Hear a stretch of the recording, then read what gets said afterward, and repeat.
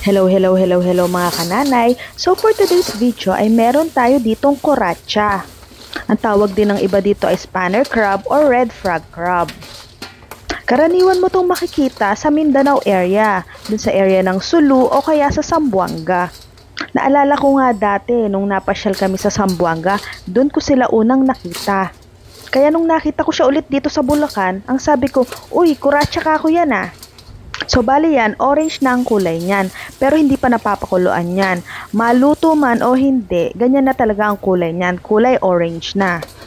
So ayan, ang una munang natin gagawin, huhugasan natin siya, tapos papakuluan natin siya. So gumamit na nga ako ng medyo malaking talyasik kasi para magkasya sila.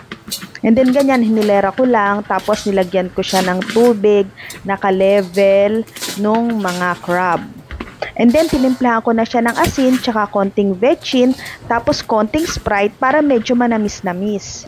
So, since nga hindi ko naman first time makita to, ang problema, hindi ko naman alam kung paano to lutuin. So, ang sabi nila, masarap daw to kung may alabar sauce. So, I made a research kung ano ba yung alabar sauce. Yun na nga, yung iba palang ingredients hindi available. Kaya kung ano na lang yung available dito, yun na lang yung gagawin ko. Tsaka kung ano sa tingin ko, yung masarap, ganun na lang. So sa pagpapakulo, naglagay ako ng asin, vetchin, tsaka Sprite para manamis-namis.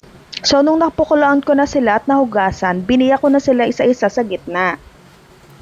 And then iyan, nag-umpisa na tayong mag-isa. Nagtunaw ako ng halos 1/4 na butter, tapos nilagyan ko siya ng mantika para hindi manikit. Tapos ginisa ko na tong luyang dilaw, tsaka luya, para patanggal din siya ng lansa. Ayan. So habang natutunaw yung butter, sinamay na natin yung ginger para mamula na rin. Tapos sinunod naman natin yung sibuyas. Papulahin lang natin yung mga ito, tapos para maging translucent na rin yung sibuyas. Tapos ilagay naman natin yung bawang sa pagigisa. Ganyan, haluin lang natin ulit. Tapos meron ako ditong crab paste, nilagyan ko rin siya.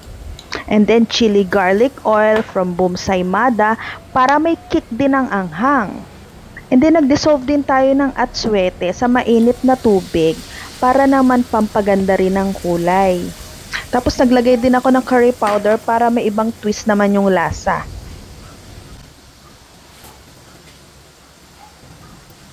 And then syempre, ang betchin hindi mawawala, pang umami. At naglagay na rin pala ako ng 3 balot na gata from Coco Mama, syempre my trusted brand. Kasi kasing lasa din siya halos ng totoong gata yung unang piga. At syempre, para mas masarap at more creamy, nilagyan ko pa siya ng quick melt na cheese. Ayan, ginadgaran ko siya. And then parang naisip ko, parang masarap din siya kung may oyster sauce. Ayan, nilagyan ko rin siya ng bahagyang oyster.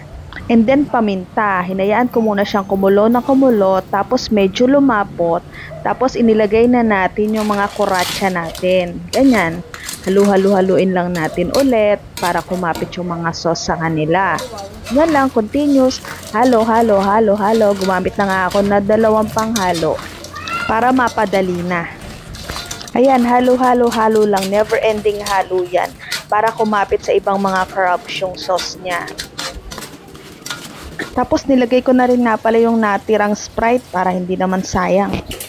Tapos hinalo ulit, tsaka tinakpan, tapos pinakuluan ko. Depende kung gaano kalapot ang gusto nyo. At iyan, luto na nga ang ating kuratsa sa gata. Hindi naman sa pagmamayabang mga kananay, no? Pero ang sabi ng mga nakakain, ang sarap-sarap daw at halos ang dami nilang nakain na kanin. Papaluto daw ulit sila sa akin kahit na yung local crab lang dito sa atin. Maraming salamat sa inyong panonood. Hanggang sa susunod na food trip. Paalam!